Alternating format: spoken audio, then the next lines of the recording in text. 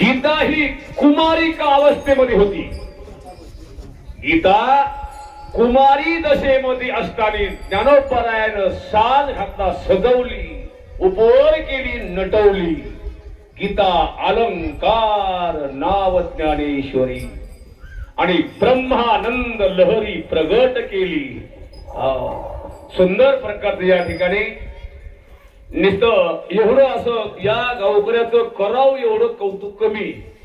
तुम्ही म्हणसाल स्तुती करून तुम्हाला काय पाकिट घेतलं का काय? वस्तुस्थिती आहे.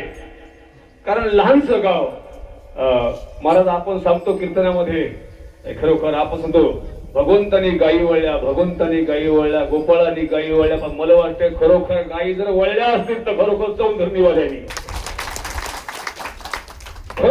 प्रत्येक घरात मोजकीस 7च घर आहे, पण सरपंच 7 घरामध्ये 50-50 गाया का घरी? हा 50-50 मी मोजल्या सकाळी. आणि खरोखर त्या म्हणूनच या गावामध्ये तुकारामजी रोज येऊ लागलं. हो कौतुक वारावं पण त्या ठिकाणी प्रेम आहे तसंच केलं, वातावरण बनवलं. भीती होती सर्वच. बाबा तर म्हणाले आता सौंदर्यामध्ये काय करावं कसं करावं काही कळणार नाही. पण खरोखर माऊलीने त्या ठिकाणी सर्व करून घेतलं. आपण काहीच केलेलं नाहीये. सुंदर प्रकारचं वर्णन. जास्त काही काय बोलणार नाही, वेळ जास्त व्हायला आहे. आता आपल्या ठिकाणी बाबा पाठीमाग असं मला काय बोलता येत नाही. आता बाबा या ठिकाणी बोलणार आहेत. बरेचशी या ठिकाणी महाराज लोक आहेत. बोल. कृष्णारी नमो ज्ञानेश्वरा निष्कळंका, जयाची गीतेची वाचिता टीका, ज्ञान होय लोका अति भाविका ग्रंथार्थिया. आपल्या या छोट्याशा पवित्र अशा गावामध्ये भगवती श्री ज्ञानेश्वरीचं पहिल्यांदा पारायण झालेलं आहे. अतिशय आनंदाची गोष्ट आहे. परमार्थ करणाऱ्या गावामध्ये परमार्थ वाढवणं हे साहजिकच आहे. पण ज्या गावामध्ये अजिबातच अगोदर काही परमार्थाचं म्हणजे वातावरण नाही असं नाही, पण पहिल्यांदाच ज्ञानेश्वरीचा एवढा मोठा भव्य सोहळा तुम्ही सर्व गावकऱ्यांनी केला.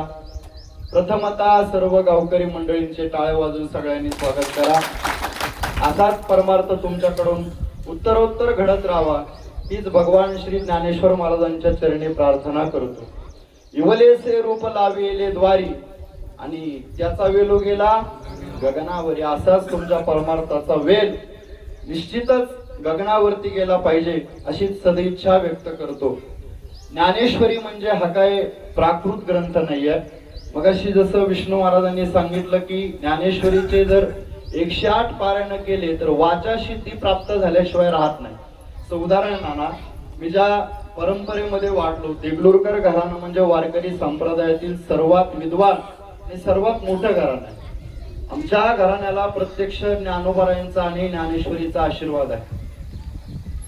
आमच्या घराण्याचे जे मूळ पुरुष होते म्हणजे गुंडा महाराजांच्या ही अगोदरची जी गुरु परंपरा होती, देवनाथ महाराज देगलूरकरांनी ज्या वेळेला नाथ महाराजांचं वचन पाहिलं की ज्ञानेश्वरी 3 सप्तके, जो श्रवण करील विवेके तो ज्ञानी होय अधिके याची संशय नाही.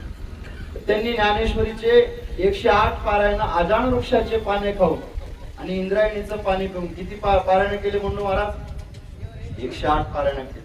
पण ज्ञानोबा यांचा साक्षात्कार त्यांना झाला नाही. कारण एक वेळेला देव मिळणं सोपं आहे, पण संत मिळणं कठीण आहे. बहु अवघडा असे संत बेटी परी जग जेठी कृपा केली. जर देवाची कृपा असेल तर संतांची भेट होते. मग देवनाथ महाराजांनी पारायण केले, ज्ञानोबा यांचा साक्षात्कार झाला नाही. थोडं वाईट वाटलं.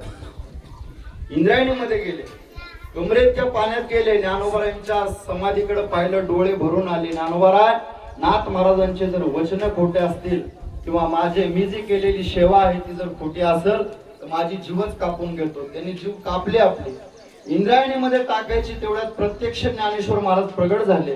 ज्ञानोबरायांनी देवनाथ महाराजांच्या डोक्यावरती हात ठेवला आणि सांगितलं, जोपर्यंत चंद्र सूर्य आहेत तोपर्यंत ही ज्ञानाची परंपरा अविरत तुमच्या घराण्यामध्ये चालत राहील. आजही पंढरपूरला जर तुम्ही गेलात तर प्रातस्मरणीय सद्गुरू चंद्रशेखर महाराज देगलूरकर, सद्गुरू चैतन्य महाराज देगलूरकर त्यांनीच ज्ञानेश्वरी सांगावी, त्यांनीच तुकोबराची गाथा सांगावी. हा आशीर्वाद कुणाचा आहे? तर ज्ञानोबरायाचा आशीर्वाद आहे. म्हणून त्या आशीर्वादाला तुम्ही आम्ही सर्वांनी पात्र झालं पाहिजे. ज्ञानेश्वरी म्हणजे प्राकृत ग्रंथ नाही, ज्ञानेश्वरीची सेवा सगळ्यांनी केली पाहिजे हीच विनंती सगळ्यांना करतो आणि माझे 2 शब्द या ठिकाणी संपवतो. रामकृष्ण हरी. प्रथमतः सर्व सौंदर्यीकर मंडळीला द्यावे तेवढे धन्यवाद कमीच आहे. कारण या गावाला कोणत्याही प्रकारची संस्कृती म्हणजे वारकरी संप्रदायाचं अंग नसताना सुद्धा या गावामध्ये फक्त 5 ते 6 घर येतं आणि 5 ते 6 घरामध्ये घरातील सर्वच मंडळी या ठिकाणी पारायणाला बसलेली होती. हे विशेष आहे. आणि 7 दिवस यांनी शेतामध्ये सुद्धा हे गेले नाही. दिवसभर या ठिकाणी यांनी पारायण केलं, रात्रीला त्या ठिकाणी हरिपाठ घेतला. आणि भक्ती म्हणजे काय असतं याचं एक उदाहरण म्हणजे हे सौंदर्यनी गाव आहे आणि बाबांनी हे लावलेलं रोप भविष्यामध्ये या ठिकाणी वाढत जावो हीच सदिच्छा या ठिकाणी व्यक्त करतो आणि थांबतो. रामकृष्ण हरी. तया नमस्कार वारंवार. फिरता ज्ञानेश्वरी पारायण सोहळा जिंतूर तालुका आज या पूर्णा नदीच्या पवित्र तीरावर असलेलं हे छोटसं चौधरी गाव. या गावामध्ये 5-7 घरं एक प्रकारचे आपल्या असतानाही सर्व घरातले स्त्री पुरुष लहान मुलगा मुलगी ग्रामदैवत मारुतीरायाच्या मंदिरात भोले बाबाच्या साक्षीने 31 जण पारायणाला बसले. हीच ज्ञानोबरायाची दया आहे, हीच संतांची कृपा आहे. म्हणून आपलं सर्वस्व संतावर जर सोडलं तर त्याची माझी हित कधी. फक्त एकच आहे, तुका म्हणे माझे तुम्हा. तर याचा प्रत्यक्ष अनुभव या सर्व चौधरी गावातील मंडळीला प्राप्त झालेला आहे. परमार्थाच्या संस्कारातून वंचित राहिलेले हे गाव. तसं त्याच्या प्रपंचाचा संसाराचा जर विचार केला तर श्रीमंत लोक एक प्रकारचे आहेत. मी त्याच्या वाड्याच्या समोरच्या गायी पाहूनच हापवतो. हे काय घरी 50 गाई आणि स्वतःचे मालक ते गायीची सेवा करतात, चारा खाऊ घालतात. परमार्थाचे वंचित राहिलेलं गाव. पण तळमळ वाटत होती की आता पारायण कसं होईल. पण जिथं आम्ही कमी पडतो तिथं ज्ञानोबराया येतात. भागनिया मग वाहती. हे ज्ञानोबरायाचे आतापर्यंत आम्हाला आमच्या जीवनात आलेला हा अनुभव आहे. आणि विशेष या गावाला आता चव लागली. चव धरली. पहिली चव होती, आता पहिली चव सगळे जवळपास आता उगा 2-3 क्वचित राहिले ते आता होणार आहे. त्यांनी कबूल केलं महाराज आम्ही 5-6 महिन्याला वारकरी होणार आहे. म्हणून सर्व मंडळींनी पवित्र तुळशीच्या माळाचा ग्रहण धारण केलेलं आहे. आता एकच त्या गावकरी मंडळीला वारकऱ्याला विनंती आहे की ज्ञानोबरायाचा प्रसाद तुमच्या गळ्यात आलेला आहे.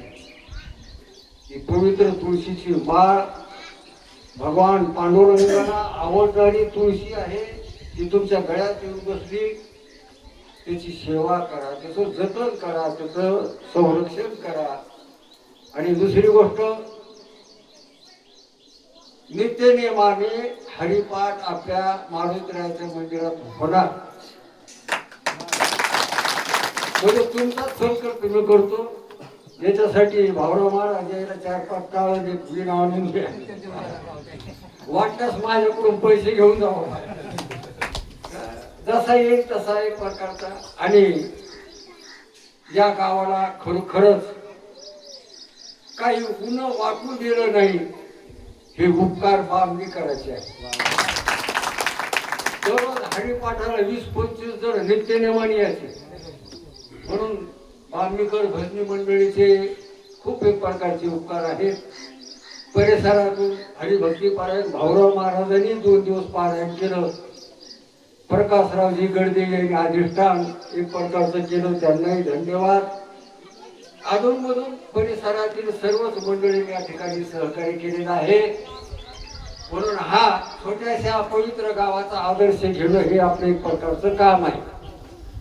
आजची झालेली काल्याची कीर्तनाची सेवा, हरिभक्ती पारायण, तरुण वयामध्ये वारकरी संप्रदायाचे गाढे अभ्यासक साधना ज्यांनी केली, विष्णूजी महाराज घोशीकर यांच्या पवित्र मुखातून भगवान गोपाळ कृष्णाचं कार्याचं कीर्तन आपण ग्रहण केलं, त्यांनाही धन्यवाद.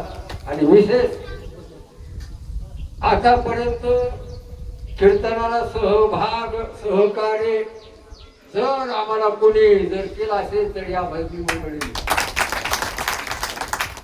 कौतुक आहे भजनी मंडळाचं. नाही तर आम्ही मोठाले सत्य करतो तर एक कार्यक्रम वाजायला वाजवणारा 5,000 रुपये द्यावा लागतो. किती हजार?